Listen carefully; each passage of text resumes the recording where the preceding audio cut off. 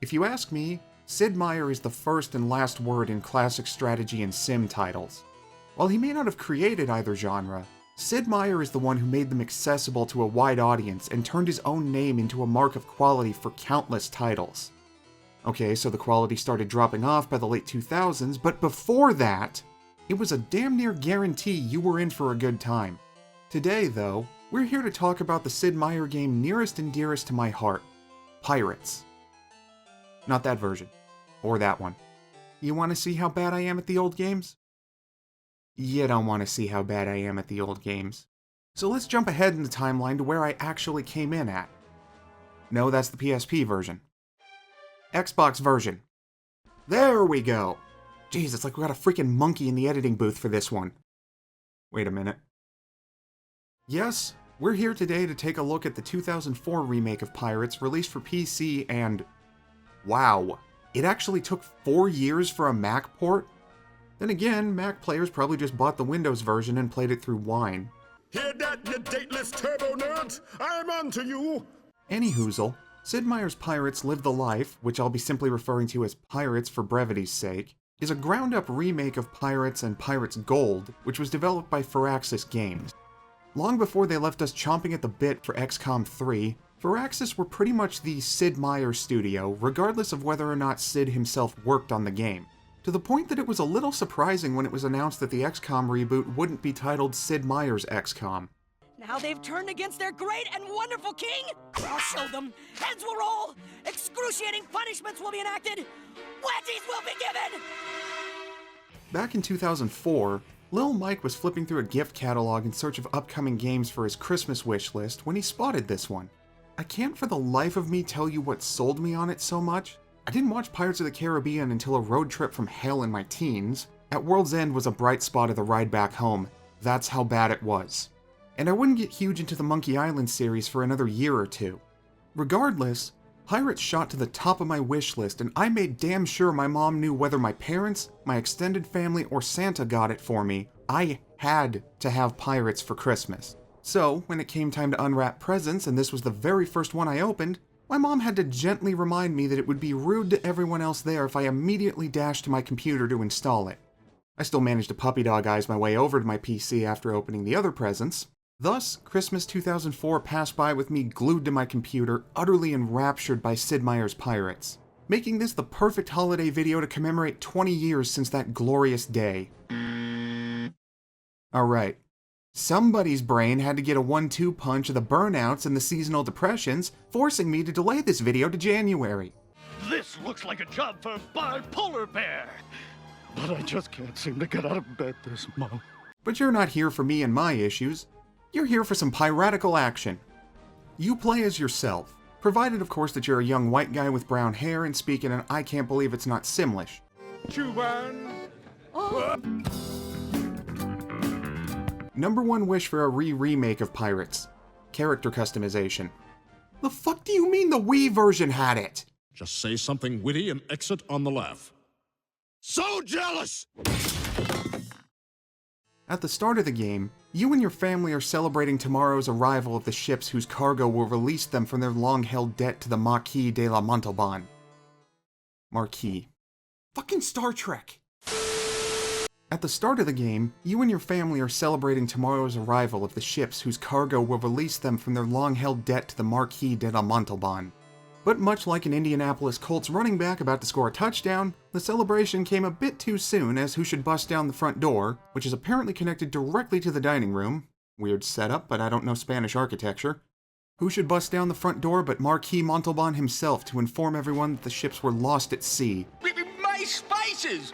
They're ruined! And that he'll be taking the entire family as collateral. Though the rest of your family is taken away to be sold into slavery in the New World, you're able to escape amidst the chaos and flee into the night. Years pass by off-screen until your 18th birthday, when you step into a tavern in search of a ship headed for the Caribbean. Here you get the choice of which nation you want to start with. The fascinerous French, the sanctimonious Spanish, the Dutch, and the egregious English.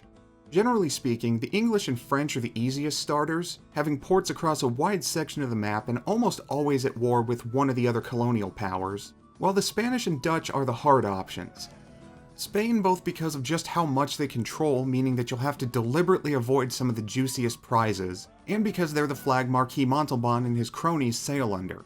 So expect to be chided by your superiors whenever you make progress in saving your family. And the Dutch? Barely any ports at all, and their ships suck so hard that they're almost not even worth your time as a raiding target. Regardless of which nation you pick, you'll be treated to the same cutscene of your new captain, mistreating the crew until you lead a mutiny against him and take control of your first ship. From there, you're immediately taken into gameplay as you sail into a port town of the nation you chose. While you're free to do what you want from here, if you ask me, your first stop should always be the governor's mansion. And apparently there are no hard feelings about the mutiny, seeing as how the governor is more than willing to give you a letter of marque which authorizes you to attack the ships of any nation they're at war with. As a bonus, he'll helpfully give you an easy first target for your privateering. Once you're done there, you'll return to the town screen and have the options to check out the tavern, visit the local merchant, speak to the shipwright, divide the plunder, check your status to see how you're doing so far, or just ignore all of these choices and get right back out onto the ocean. Since we're just starting out, let's head to the tavern. Here you'll have a few different options.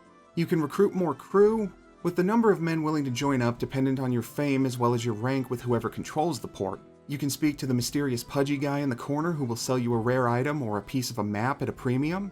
You can flirt with the barmaid who might offer some info about a valuable ship sailing nearby or details on a rival pirate, or you can take the boring option and talk with the bartender. Unless you've got a quest that has you tracking down a specific ship, he's generally not a great deal of help. Shoot darn him. Additionally, there will be the occasion where the barmaid is being harassed by the captain of the guard. If you challenge him in a fight and beat him, you'll get a bonus to the number of new recruits in that tavern. We'll get more into detail about the duels themselves a bit later. First though, we need to take a detour over towards the merchant and the shipwright. Fortunately for the economically unsavvy such as myself, Pirates was designed to be accessible, so there's no complex economic system to be concerned with here. Everything is nice and simplified down to food, luxuries, goods, spices, sugar, and cannons. Naturally, different towns set different prices for these resources, and that means you can make some decent money in the early game buying low and selling high.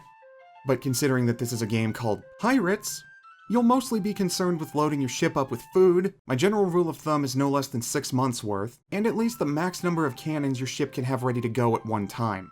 A few spares don't hurt, but in my experience, the ships you'll capture will have enough cannons to plunder that you can almost always make up for whatever you lose in battle. You'll want to save a small portion of free tonnage in case you come across a ship carrying luxuries or spices. Goods and sugar can get you some gold in certain ports, but luxuries and spices are typically worth far more and in demand in way more locations. The spice extends life. The spice expands consciousness. The shipwright is likewise straightforward and simple. Here you can get your ship or ships fixed up, sell any ship that you no longer need, or, provided that you don't already have it, get the local specialty upgrade. These can range from different types of cannon shots, to a sturdier hull, to simply providing space for more crew on a single ship. But no matter which upgrade we're talking about, they're all worthwhile additions to your flagship. And with that said, we're finally ready to set sail. If you hadn't already noticed it in the brief bit of gameplay before entering port, the controls are conveniently located in the bottom right as both a friendly reminder and, if you're feeling bold and brash, a way to control your ship with just the mouse. Though us sane folks prefer to use the number pad.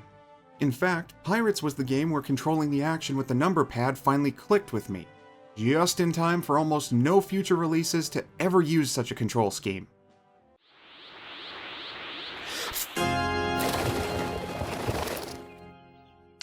Dear Lord, that's the loudest profanity I've ever heard. On the bright side, it made adjusting to older PC games much easier once GOG became a thing. You know what they say, every useless skill has a silver lining. Sailing in Pirates couldn't be more straightforward if it tried. Sails up, sails down, turn left, turn right. The most complicated aspect is that each type of ship has an optimal angle to catch the wind, and all that's really required there is to pay attention to your ship's sail when you turn. This game isn't intended to be an in-depth sailing simulator after all.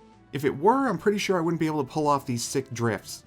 On your first playthrough, this is even more simplified as Pirates automatically starts you off on the lowest difficulty, where the wind direction will never change and, don't quote me on this, I believe the speed penalty for sailing against the wind is lessened.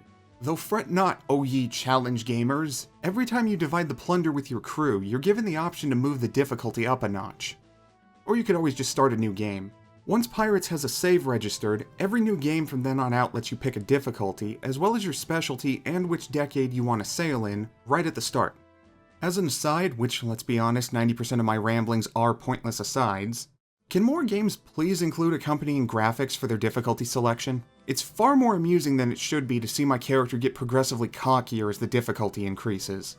Back on topic, while the sailing itself is straightforward, you'll still need to keep an eye out for reefs and incoming storms which will damage your ship if you get too close.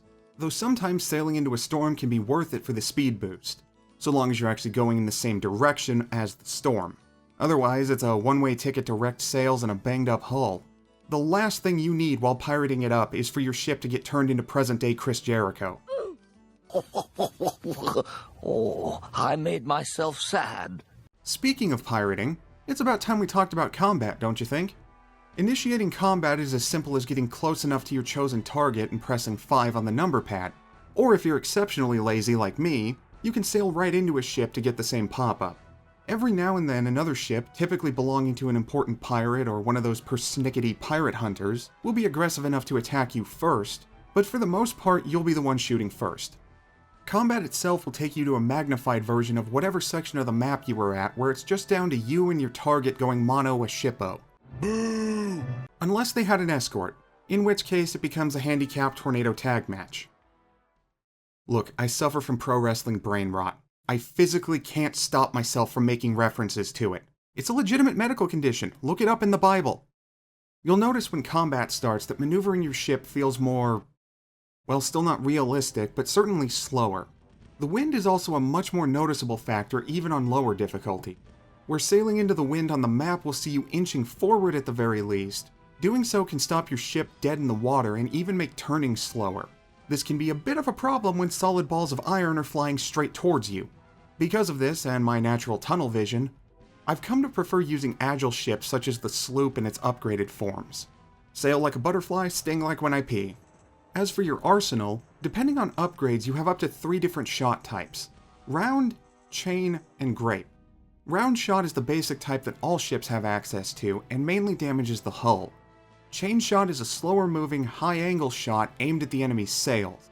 The downside is that its short range requires you to get up close where it's much harder to dodge return fire. Finally, grape shot is the cannonball equivalent to buckshot. Its spread fire trades away some hull damage in order to take out more enemy crewmen, meaning that grape shot is the perfect choice to even the odds when you're up against a ship with a larger crew than yours. However you choose to approach a ship battle, you're eventually bound to wind up in a boarding situation.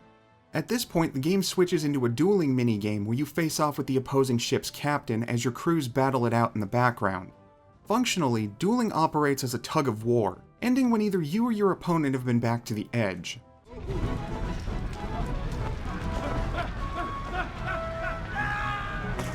Technically, the duel can also be decided if you or your opponent loses all crew members during the battle going on in the background, with this little bar down here showing which side has the momentum, but unless one side is ridiculously outnumbered, the swift pace of the duels makes such a situation a rarity.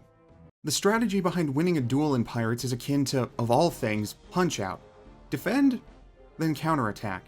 Your opponent will have a noticeable wind-up to telegraph whether their attack will be a high, medium, or low.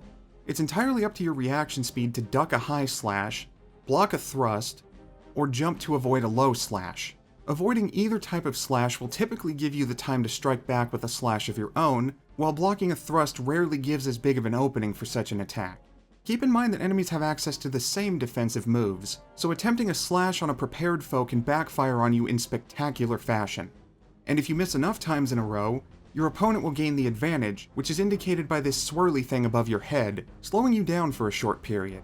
Attack and defense speeds can also vary depending on the type of sword you or your opponent wield. On Apprentice, the easiest difficulty, you only have access to a long sword, but on every other difficulty, you're given a choice between a rapier, the aforementioned long sword, or a cutlass.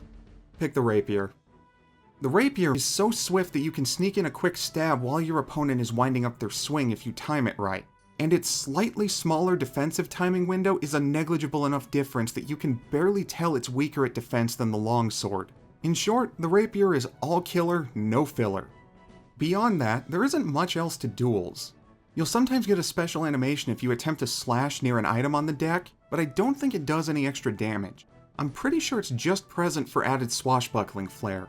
And it does indeed buckle those swashes. Oh, I just remembered. There's a perfect counter that you can pull off if you time your dodge correctly, which sees you leap backwards to avoid the blow and then immediately jump back with an attack of your own. Hell if I know what that timing is, though. Even after 20 years, I can only pull it off when I'm not thinking about it. Aw, come on! If you can only skateboard when people aren't looking, then what's the point in skateboarding? Nevertheless, duels are possibly my favorite part of Pirates, with their simplicity hiding the potential for some seriously tense fights on higher difficulties. By which I mean on Adventurer. I'm too inept to play above medium on most games, and Pirates is no exception. But attacking ships, dueling their captains, and then assuming their ship and cargo into your collective aren't the only things you can do here. What kind of pirate would you be if you didn't go on treasure hunts? Or woo governors' daughters with your fancy ballroom dancing skills? Or raid settlements and then raise the flag of whichever country you're in the employ of? Actually, that last one is more of a privateer thing than a pirate, which I guess you sort of are. There's no real way to play as a 100% independent pirate and get the kind of score at the end of the game you can playing one side or another. Or all of them if you have the patience. I am the cream, yeah. The cream of the crop. Treasure hunts are a simple matter of following the landmarks shown on the map until you find the very blatant mound where the chest is buried. Pirates are not good at hiding their treasure. They also don't like it if you dig up said treasure while they're still alive. Weirdos. Oh yeah, I forgot to mention that there's a bunch of actual historical pirates kicking around the map. Just ignore the fact that most of these men lived in entirely different time periods. It's more fun to have the likes of Henry Morgan and Blackbeard alive at the same time anyways. On top of hunting for pirate booty, there are 4 different lost indigenous cities you can search for. These are considerably less fun to do than the normal treasure hunts, as they're often located in the barren westernmost section of the map. It's no wonder the Inca lost the city, considering they built it all the way up in Mexico. And because it's not enough to have to sail in the dullest part of the map, the maps pointing to these cities are impossibly vague. With treasure maps, whatever city is listed at the bottom as the closest to the treasure is actually, close to the treasure. But with a Lost City map, north of Gran Granada may as well say somewhere in Central America, I guess, for all the help it gives. Landmarks are spaced miles apart from each other, so even using the spyglass to look ahead can feel like an exercise in futility. And your reward is the exact same cutscene regardless of whether it's a lost Incan, Mayan, or Aztec city. But what about me, Paige? What about Raven? What about me? It's undoubtedly the worst, most grating aspect of Pirates by far. By the end, you're just happy to be done looking for these places. Let's never do that again! Plot a course, but get us the fuck out of here! In sharp contrast, ballroom dancing is a fun little rhythm/Simon Says minigame that doesn't overstay its welcome. But in order to get to the fun part, you'll have to deal with a part of Pirates that has aged about as well as an open carton of milk left out in the summer heat. Whenever you report to a governor, you have a chance of meeting their daughter, whose, value to your final score is ranked entirely on her attractiveness. Wow, Commander! I didn't think this game had any magic, but look at you, turning women into trophies. And said beauty is essentially portrayed by her bust size and how much makeup she's wearing. Which, yes, is pretty typical of the time period this game is set in, but Pirates doesn't exactly have an issue with straying from historical accuracy elsewhere, now does it? Wait, my dear, it's hard to give chase. What with the horrific and debilitating rickets that affected ocean-bound travelers of that time? Well, anyways, the more attractive a governor's daughter is, the higher your rank has to be before she'll invite you as her guest at the next ball. From here, you'll have to follow her cues in order to avoid tripping over your own feet. But if you're looking to maximize your affection points, you'll need to learn to time pressing the next direction at the perfect moment. And to my immense relief, this timing window is far easier to pick up on thanks to dances on the easiest difficulty having the control reference in the bottom right do a little flicker when it hits the perfect timing range.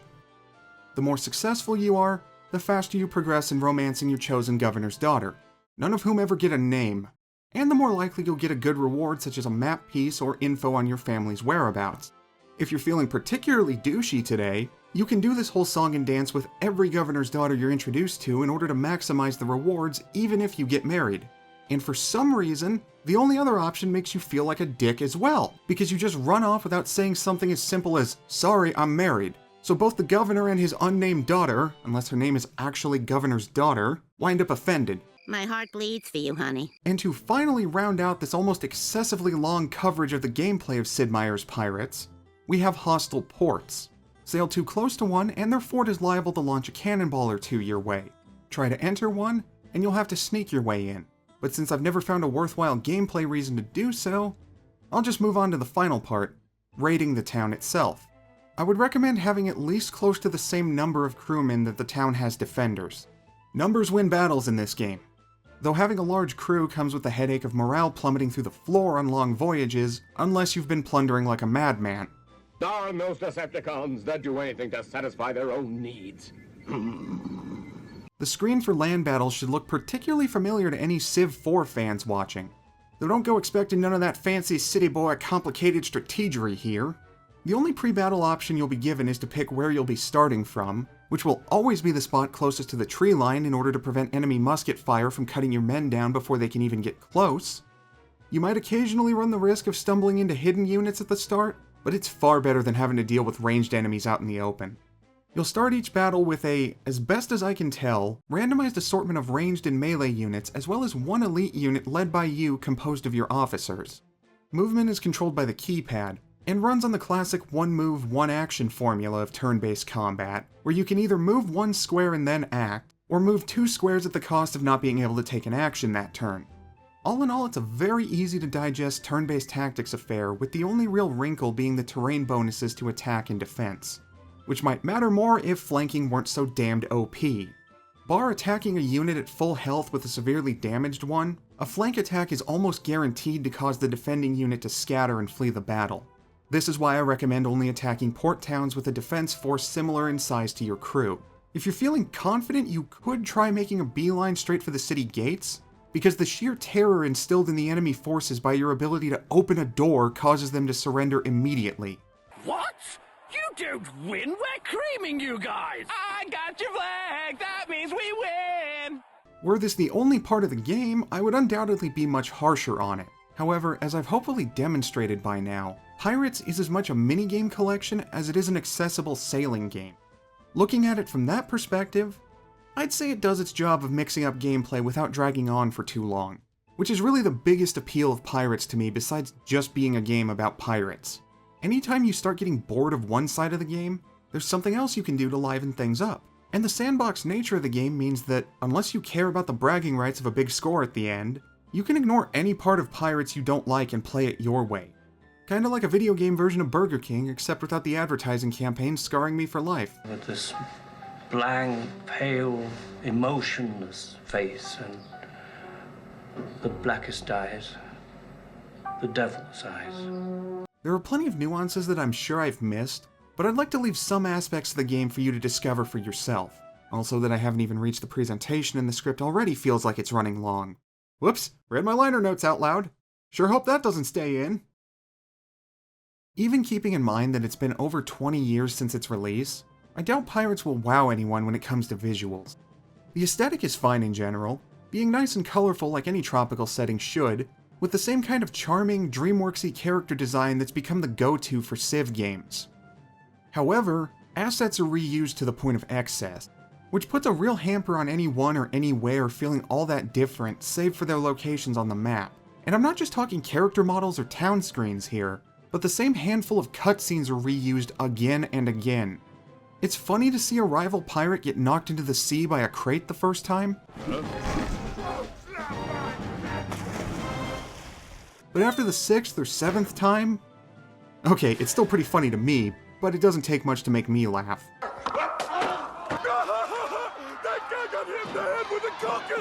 I strongly suspect, by which I mean I am 100% certain, this is a result of 2K not having any faith in this game and giving Firaxis a shoestring budget. You got fleeced. I would have settled for a hard roll with ketchup inside. Which is all the more painful when you realize just how many ports 2K managed to mine out of this remake. And I'm part of the problem because not only do I own the original PC version, but I own it on Steam, GOG, the Xbox version, and the PSP version. Help me. But before you can write off the presentation of Pirates, the brilliant sound design gets the hot tag and starts cleaning house. While the obvious choice would be to praise the soundtrack by Mark Cromer and Michael Curran, with additional compositions by Roger Briggs, which is fantastic by the way.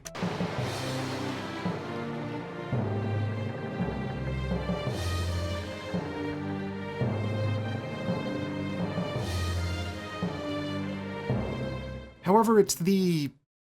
how do I phrase this? Wholeness of the sound which makes it for me. Does that make sense? It's not just the atmosphere, it's not just a certain vibe, it's Sid Meier's Pirates! The booming sound of the cannons followed by the faint whistling noise of the cannonballs flying through the air. That satisfying crunching and snapping of wood you hear when ships collide. And perhaps the thing most memorable to me all these years later, the off-brand Simlish used in place of actual dialogue. Donimpa. Briglicated. Little black zone. Plistons. Remains alive. These voice lines, dubbed Varaxlish in the credits, are little bits of gibberish that love to pop in my head at random times, regardless of how long it's been since I've played Pirates. You darling. I don't know if it's because I was similarly obsessed with The Sims 2 around the same time, but the choice to go for random gibberish vaguely resembling actual language was the final thing that sealed my love for this game.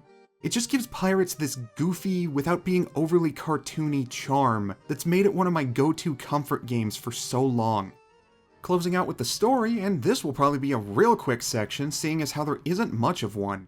Even as a remake, this is a real classic type of video game where you're given an initial push to start things off, and then thrown headfirst into the sandbox. I ain't no helicopter papa, sink or swim, bitch. Finding your family and gaining your vengeance against the Marquis Ricardo Montalban play out similar to the various other side quests you can partake in. Even the cutscene you get whenever you find a family member. Man, Grandpa's a tough old bastard to still be alive after all this time. I'm gonna kill you, that's right, I'm gonna kill Cactus Jack. I may get the chair, but I'm gonna kill him. Is recycled when you save whichever governor's daughter you're romancing. Which I will once again chalk up to my deep conviction that 2K gave them a cave and a box of scraps as a budget for this game. It is a little disappointing, but seeing as how Pirates is a free-form game that is intended to be played over and over again, my average playthrough usually lasts about 8 to 10 hours depending on how thorough I'm being. I much prefer Firaxis focusing on the gameplay over story, though I'm not opposed to a more story-intensive 2020s remake. Please?